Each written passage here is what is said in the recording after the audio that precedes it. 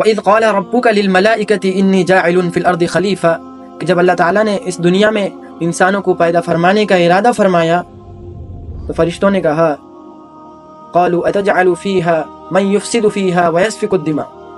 کہ آپ ایسی مخلوق پیدا کرنے والے ہیں جو زمین میں فساد مچائے گی، جو زمین میں تباہی مچائے گی۔ تو اللہ تعالیٰ نے کہا کہ میں وہ چیز جانتا ہوں جو تم نہیں جانتے، میں وہ چیز جانتا ہوں جو تم نہیں جانتے۔ اللہ رب العزت نے اشرف المخلوقات انسان کو بنایا ہے۔ اللہ تعالیٰ نے جو خلیفہ کا لفظ استعمال کیا ہے،